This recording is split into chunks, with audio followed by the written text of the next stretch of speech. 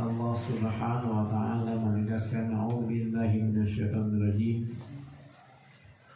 wasbir nafsaka ma'al ladzina yad'una rabbahum bil ghadati wal 'ashyi yuriduna wajha wa la ta'du 'ainaka 'anhum turidu zinatal hayatid dunya wa la tuti' man aghfalna qalbahu 'an dzikrina wattaba'a hawahu wa kana amruhu furuta. Al-ayat.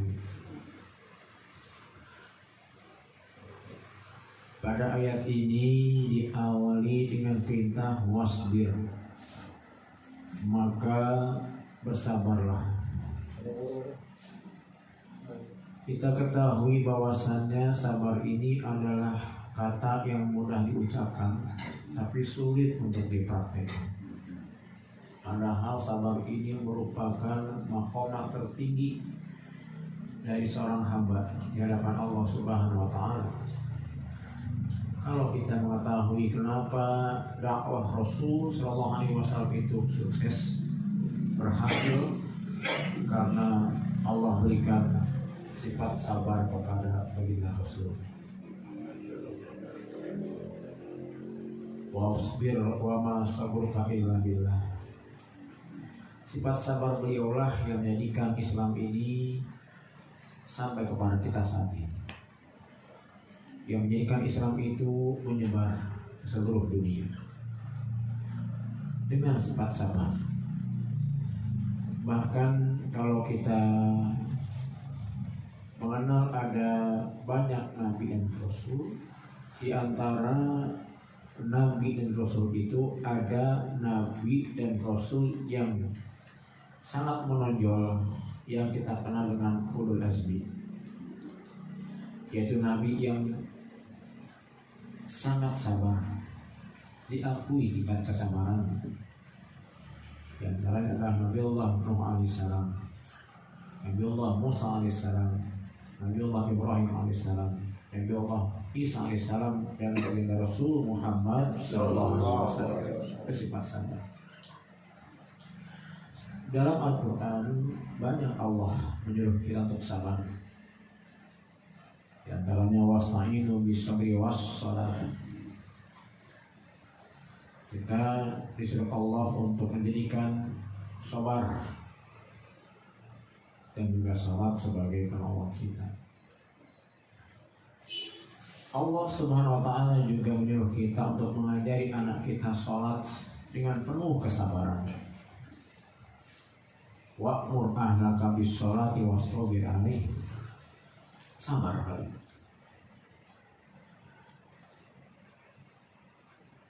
Sepertinya hidup itu tidak akan pernah lepas dari masalah, dan kunci sukses daripada masalah itu adalah dengan cara sabar. Maka dikatakan dalam bahasa Arab, as-sabru yu'inu ala kulli amalin. Sabar itu menolong setiap pekerjaan. Ikhwan ahwat thariqah qadiriyah Naqsyabandiyah, para pesantren Suryani rahimakumullah. Yang menarik di sini adalah ada setelahnya ma'alladzina yad'una rabbahum bil ghadati wal 'ashyi yuriduna wajhah. Sungguh sabar itu akan menjadi sesuatu yang sangat berat dalam kehidupan kita, karena tadi hidup kita tidak pernah lepas dari masalah. Pasti ada masalah. Masalah keluarga, istri, anak, tetangga, orang tua, mertua, saudara. Masalah keuangan, kebutuhan semakin tinggi, pendapatan tidak pernah bertambah. Terkadang pengeluaran lebih besar daripada pemasukan. masukan, atau seringkali itu yang kita rencanakan tidak sesuai dengan apa yang kita inginkan. Keluarga bagus, ekonomi bagus, sakit, ada saja masalah. Maka dikatakan sabar itu sangat berat. Yang kita bersyukur dengan ayat ini ada kata ma'alladzina yad'una rabbahum bil ghadati wal asyi yuriduna wajha. Sabarlah bersama orang-orang yang senantiasa berdoa kepada Tuhan mereka bil ghadati wal asyi, baik itu dalam saat pagi maupun ketika petang.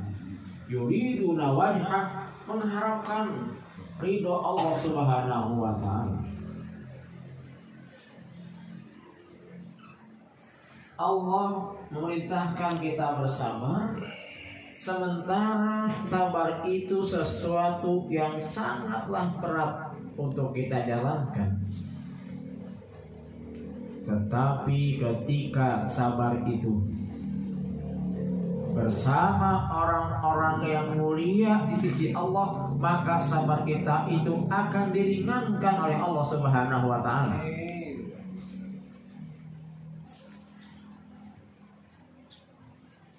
Kalau kita sabar dengan kita sendiri, niscaya itu sangatlah berat. Tetapi ketika sabar itu kita bersama siapa? Bersama orang-orang yang telah mendapatkan kedudukan yang mulia di sisi Allah Subhanahu wa ta'ala. Siapakah mereka itu?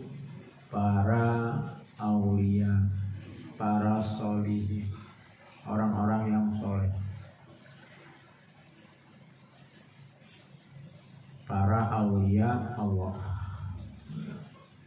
para syekh, para guru-guru. Maka ini ada dua macam syekh yang mengajari kita sesuatu yang tidak kita ketahui, karena tidaklah mungkin kita itu mengetahui tanpa kita diajarkan oleh orang yang lebih mengetahui. Nah, syekh ini itu terbagi dua. Ada as-syekh lit ta'lim, ada syekh lit tahkim. Syekh lit ta'lim itu disebut dengan mu'alim. Para ulama, para habaib itu adalah syekh lit ta'lim yang mengajari kita agama, yang mengajari kita sesuatu yang tidak kita ketahui menjadi tahu. Ada juga syekh lit tahkim yang menentukan, itu yang disebut dengan syekh mursyid. Kalau syekh lit ta'lim itu boleh banyak, boleh siapa saja. Dari mereka lah kita bertabaruk mengharapkan berkah, tidak terbatas. Tapi kalau syekh lit tahkim, syekh mursyid itu hanya satu.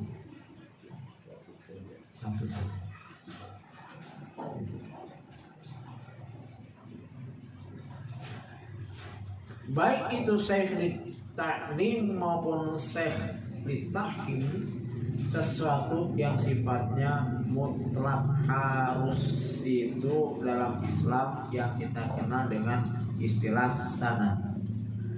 Ilmu itu haruslah bersanad. Amal pun itu harus juga bersanad. Karena sanad dalam Islam ini adalah merupakan bagian dari agama itu sendiri. Inna hadzal ilma dinun falyanzur ahadukum amman ya'khudhu dinah. Sesungguhnya yang namanya sanad itu adalah agama itu sendiri. Maka lihatlah dari mana dia itu mengambil agamanya. Artinya siapa gurunya. Maka dikatakan dolaman la saykhulahu, dipastikan sesat dia kalau tidak punya syekh, tidak punya guru. Bahkan Imam Malik rahimahullah taala mengatakan man la saykhulahu fa syaitanu saykhuhu. Barang siapa yang tidak punya syekh, tidak punya guru yang mengajarkan ilmu, baik itu yang taklim maupun tahkim, maka gurunya adalah syaitan.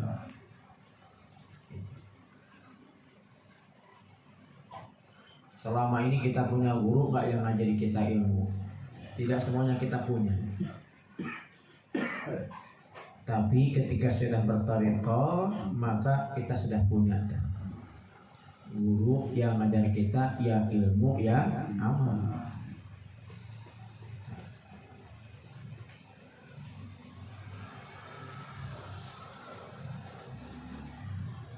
Kenapa kita itu harus berthariqah? Kalau dari katanya itu ada istilah syariat, ada istilah thariqah. Syari' itu jalan raya yang luas. Kalau thariqah itu sempit dan sulit, itu thariq. Kalau syari' itu jalan besar. Kalau thariq itu jalannya kecil, sempit dan sulit. Orang yang punya mobil, rumahnya itu di perumahan, keluar dari garasi langsung masuk jalan raya, jalan tol, dibandingkan orang yang punya mobil di gang sempit, untuk ke jalan raya itu jauh, dia harus lewati yang berkelok-kelok, sudah sempit, sulit lagi. Kira-kira yang nanti bisa duluan yang rumahnya di komplek atau rumahnya di kampung?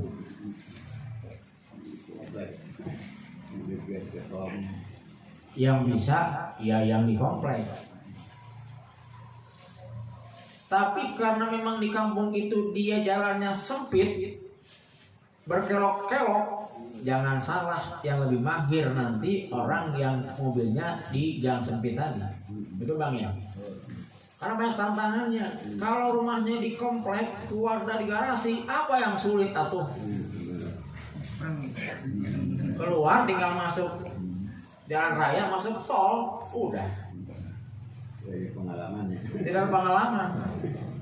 Bayangkan kalau tiap hari dia harus ngatur parkirnya bagaimana, kalau kruis bagaimana, di depan ketemu motor yang itu tukang bakso yang bawa tempat itu pakai motor, jalannya pas-pasan, itu bagaimana mobil tidak sampai lecet? Itu bukan hal yang mudah. Buat putar baliknya nggak bisa Pak. Begitu. Itulah thariqah, sangat sempit, sangat sulit. Aduh. Maka dibutuhkan latihan dan latihan terus menerus. Kalau Islam itu maaf hanya sekadar sholat 5 waktu saja, 5 waktu ikut pengajian, udah itu sama saja naik mobil dari rumahnya di komplek masuk ke jalan raya, udah beres. Tapi kalau thariqah itu sulit. Rasanya ibadah itu semakin sempit. dulu sebelum kita bertorikoh itu ya zikir semau kita, betul ya? Itu ya semau kita lah. Terkadang habis maghrib ada subhanallah, walhamdulillah, Allahu akbar. Kalau lagi mau, kalau enggak ya langsung doa. Atau kalau kita berjamaah, ya terserah kita mau keluar kapan juga mah, tidak ada aturan. Betul ya? Jadi seperti itulah kita dulu. Jadi luas kok, luas.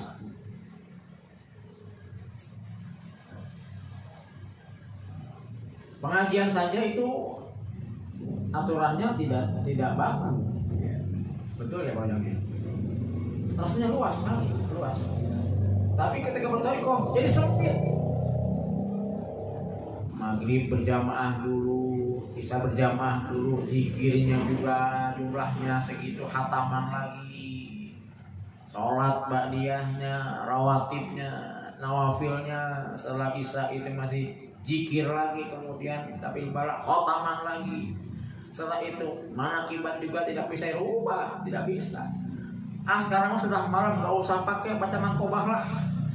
Jadi Quran tanbih tawasul sudah ceramah saja, atau nggak usah ada tawasul tanbih mangkobah, tidak ada Quran langsung ceramah saja lah. Kalau begitu waktu ini sudah malam, bisa begitu? Tidak bisa. Jadi semakin ketat, semakin sempit, semakin sulit.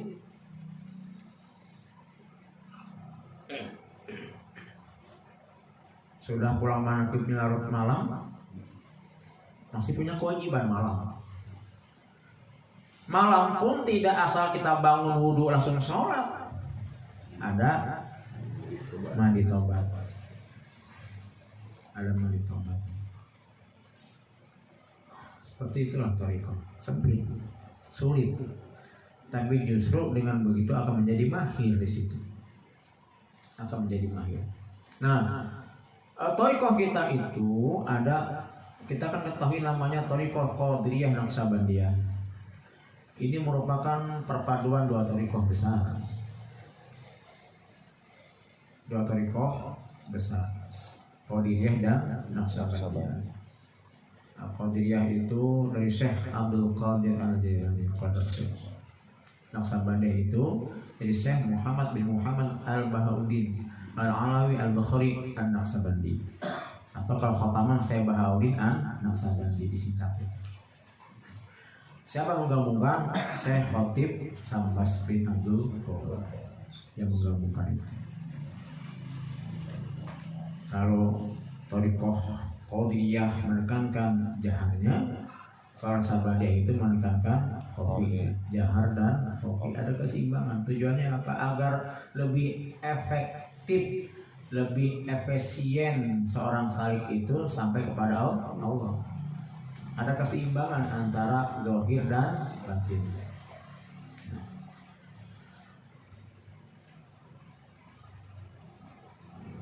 Ada pertanyaan, apakah saat ini masih ada wali Allah zaman sekarang?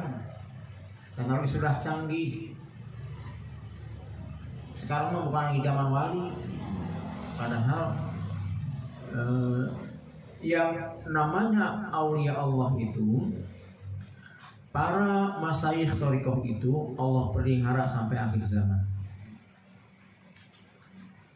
Di mana itu bumi berputar, di mana itu ada hukum Islam, itu disitulah tetap ada seorang sosok masyayikh thariqah sampai akhir zaman.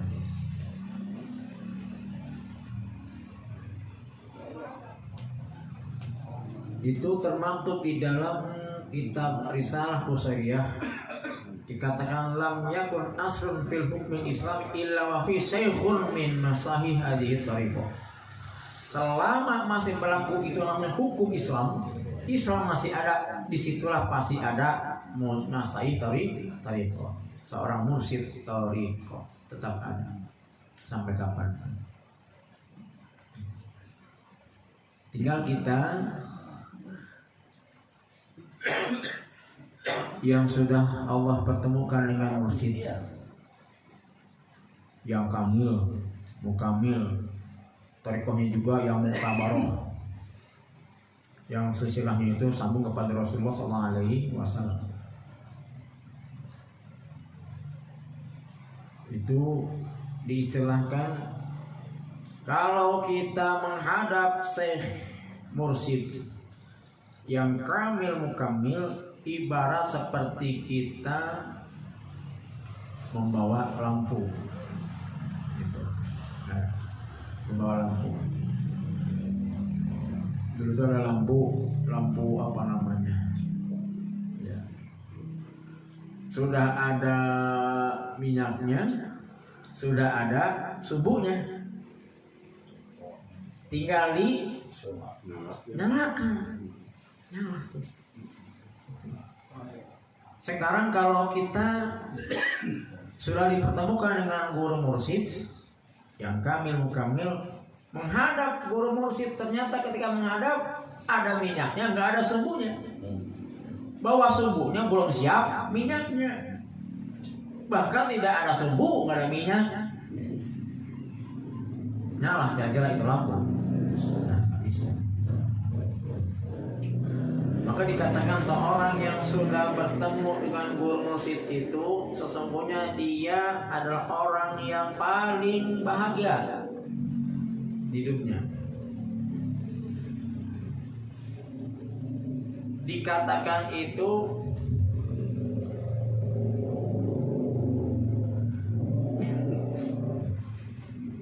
man laisa syaikhun fi zamanihi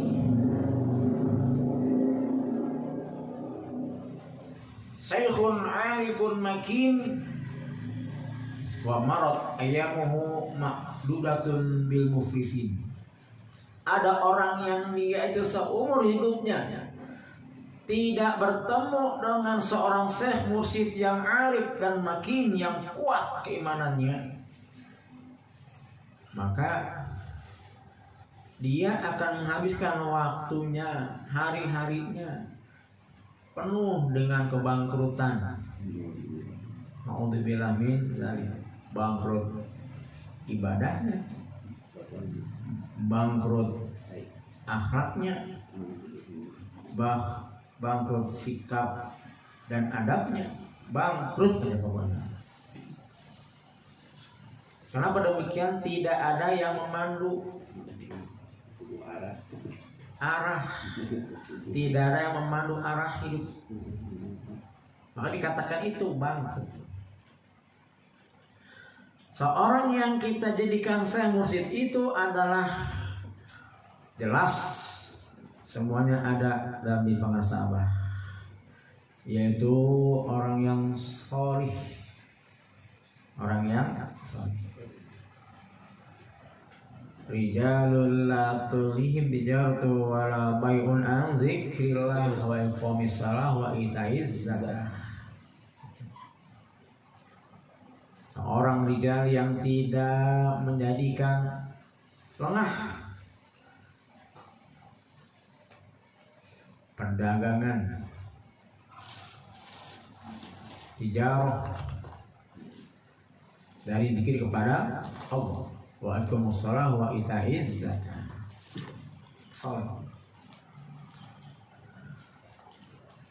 Bahkan boleh dikatakan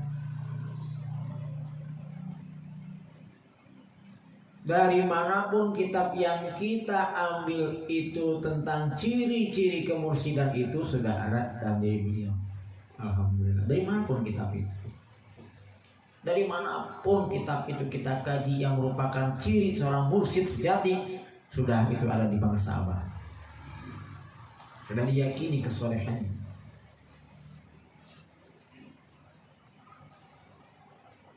Soleh, nasih, orang yang memberikan nasihat. Nasihat yang paling berharga untuk kita adalah nasihat zohir, nasihat batin. Zohir itu nasihatnya adalah kalimat la ilaha illallah, zikir. Segala masalah itu insya Allah akan tuntas dengan zikir. Segala masalah itu akan selesai dengan zikir. yang jaharnya dan juga yang khafi. Kemudian arifun bisyariah, arif dengan syariat. Nah, ini menarik. Jadi ini boleh berpendapat begini. Di dalam wasiat Tuan Syekh di Makobah yang lalu itu ada kalimat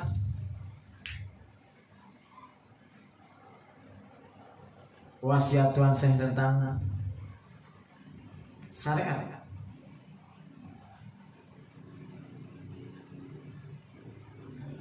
Kudu ngaraksa karena batas-batas sana.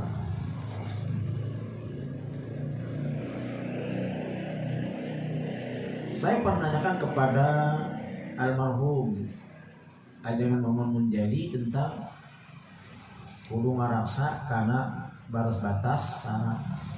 Artinya untuk ikhwan mah jangan terlalu dalam membahas tentang syariat. Yang kita pakaikan cara wudu, cara sholat. Kalau wudunya memang kurang benar, tanya bagaimana cara wudu yang benar. Cara sholat, apalagi yang lainnya itu. Jangan terlalu dalam mengkaji itu, kata Ajangan Mamun Munjadi. Nah itu saya dapatkan di kitab Risalah Qusay ya. Begini. Karena banyak ikhwan senior juga ternyata mungkin belum ketemu dengan ini. Dikatakan fayaqbahu bil muridi ayan tasiba bi mazhabin min mazahibi man laisa min manhabi hadhihi tariqah. Yaqbahu qabih. Apa qabih itu? Buruk, jelek. Bil muridi untuk murid, ayantasiba yang menisbatkan amaliyahnya ila madhabin dengan madhab, min mazahibi dari berbagai madhab, man laisa dari mazhab orang laisa min hadhi tariqah yang bukan di tariqah ini.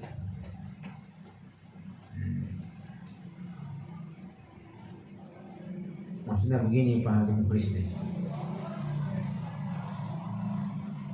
Pak Ustadz Wahyu kunut NU ya? Bukan. Saya mah kunut karena ikut pondok pesantren Surya. Pak Ustadz tawasulnya? Iya. Imam Syafi'i ya? Ya saya ikuti Bang Sahabat saja mazhabnya. Karena kalau dikatakan dibahas dari sisi saya tawasul karena saya bermazhab Syafi'i, banyak ulama Syafi'i yang membid'ahkan tawasul. Itu masalahnya. Saya mah tawasul juga ikut para pesantren Surya. Kenapa sholatnya itu mengusap muka? Saya mah ikut para pesantren Surya.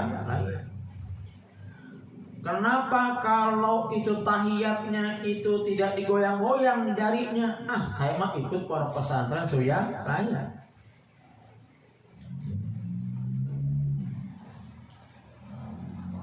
Kalau kita melaksanakan sholat rajab itu dibid'ahkan oleh Al-Imam Al-Ghazali. Bid'ah hukum sholat rajab. Kalau kita tanya Al-Imam Al-Ghazali itu mazhabnya apa? Syafi'i.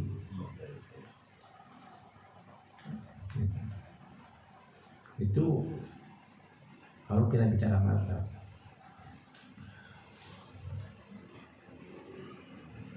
Walaisa intisabu sufi ila madhabil mukhtalifin laisa bimadhabit tariqatis sufiyah illa natijatu jahlihim. Kalau ada orang yang sudah menjadi murid, sudah menjadi ikhwan thariqah, kemudian masih menggunakan kuat mazhabnya, itu karena ketidakpahamannya tentang thariqah ini. Karena demikian, karena guru mursyid itu sudah arif di syariah, sudah arif pun di syariah, maka mungkin ada pertanyaan dari ikhwan, kenapa saya kok jarang membahas syariat di dalam Hikmat Kuliah Manaqib. Coba ikhwan sekarang ke pondok pesantren Suryalaya.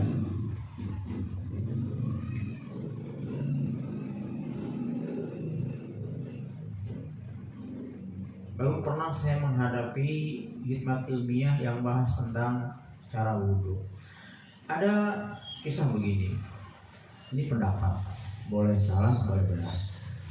Bisa benar boleh, bisa salah.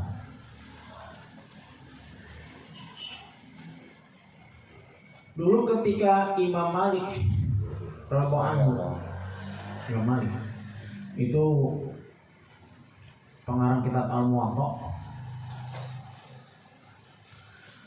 raja khalifah yang dulu itu berkuasa mewajibkan kepada seluruh warganya untuk menggunakan ibadah cara di kitab Muwatta dari Imam Malik.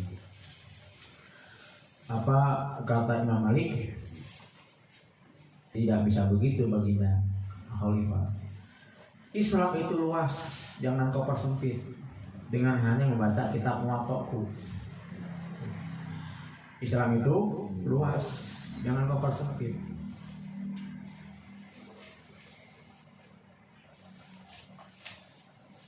Ilmu syariah itu luas. Kita ikuti saja yang sudah biasa dilaksanakan di pondok pesantren Suryalaya. Nanti ketika saya sampaikan cara wudhu, dikiranya ini cara wudhu pondok pesantren Suryalaya. Karena itu pernah kejadian, ada satu ikhwan yang ketika saya jelaskan di pertanyaan wudhu, saya jelaskan berbeda dengan ustadz yang lain, dikira saya itu membohongi dia. Padahal wudhu juga caranya bisa macam-macam. Gitu.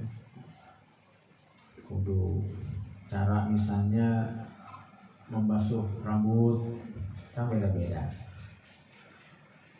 Yang sama itu ya batasnya. Misalnya di tangan, ya kalau tidak sampai siku ya tidak sah wudhu, jelas itu. Atau kalau di kaki itu tidak sampai mata kaki. Adapun cara basuhnya itu terkadang tidak sama. Berarti bukan yang lain salah. Itu di situ. Nah, maka tidak detail pondok pesantren Suryalaya menjelaskan masalah cara wudhu tadi itu. Yang penting kita tahu batas-batasnya. Kalau ya tadi itu kalau muka ya harusnya terbasuh semua tempat tumbuhnya rambut. Sampai kepada nanti ada jenggotnya. Nah seperti itulah contohnya. Takbir kita ya takbir kita ikuti takbir pondok pesantren dan bagaimana umumnya saja.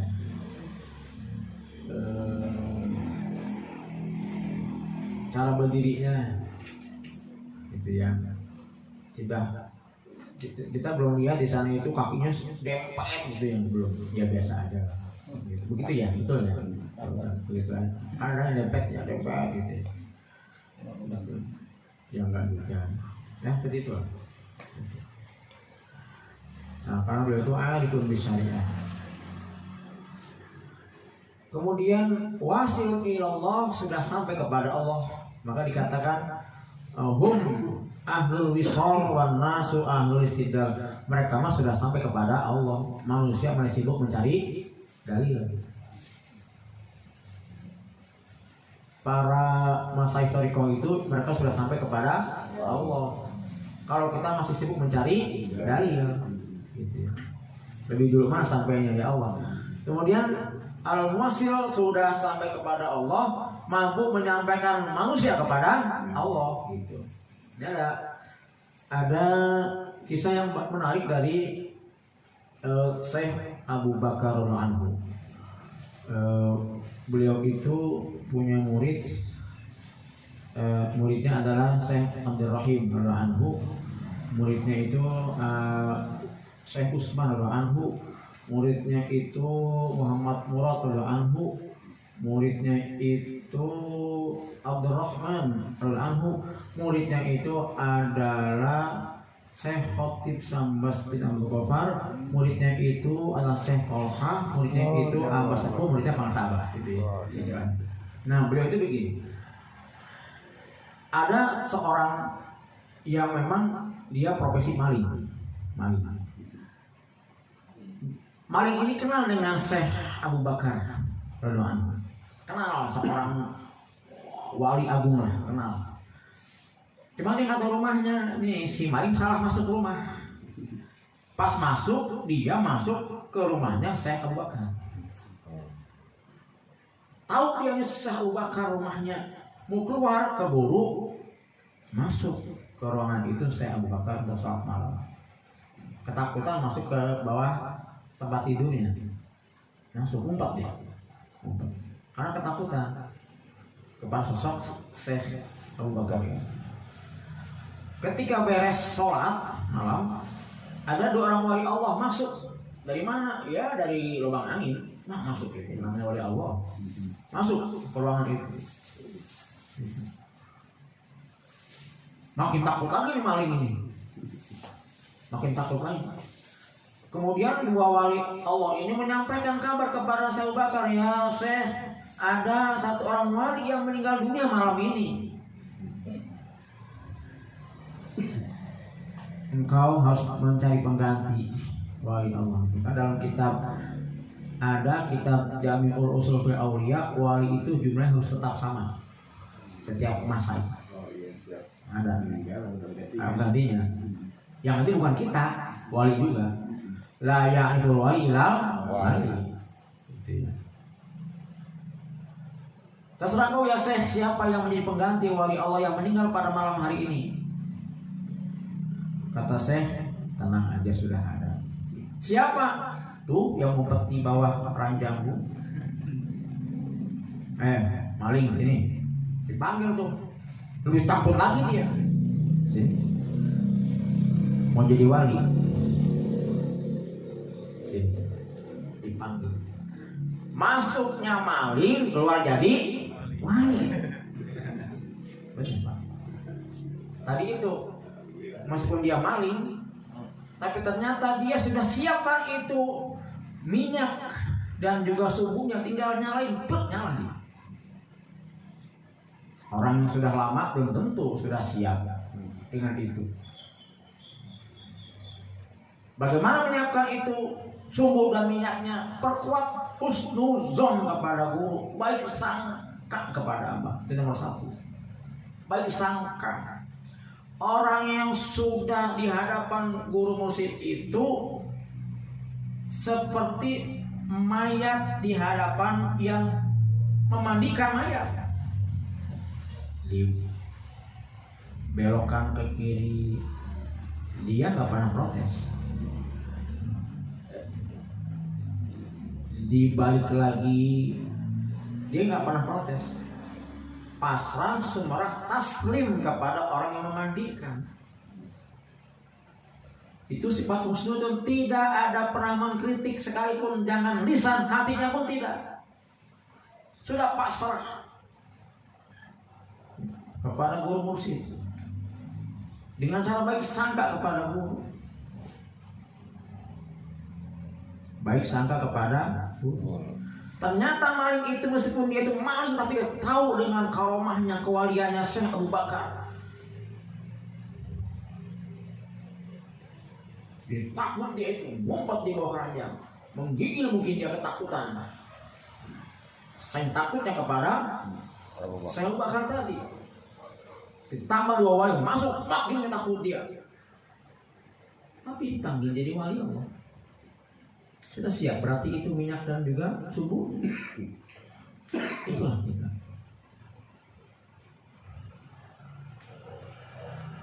Maka nilai seorang murid, kualitas seorang murid itu di hadapan gurunya adalah sejauh mana dia itu berhusnuzon kepada gurunya, baik sangka. Bahkan dikatakan dalam kitab Al-Hikam itu, fa khata'us syaikhi ahsan min shawabil murid. Coba itu, salahnya seorang guru lebih baik daripada benarnya seorang murid. Salahnya guru aja lebih baik daripada benarnya seorang murid. Apa itu maksudnya? Baik sangka kepada guru. Baik sangka tentang apa? Kesempurnaan. Kesempurnaan guru. Jadi gini, kawan-kawan. Bagaimana hukumnya kita itu fanatik kepada guru? Wajib fanatik itu. Wajib fanatik. Kita memuliakan guru-guru siapapun wajib. Tapi kalau namanya fanatik itu hanya kepada guru mursyid. Jadi kepada hapunten wakil takin juga aja jangan fanatik. Kita muliakan saja, kita hormati. Karena banyak yang fanatik kepada wakil takin, lupa kepada pengasah abahnya. Itu. Jadi sifat fanatik kepada mursyid itu wajib. Ain saya katakan. Kalau kepada selain pengasah abah mah ya kita hormati, kita muliakan. Kenapa demikian? Ya banyak kejadian seperti itu.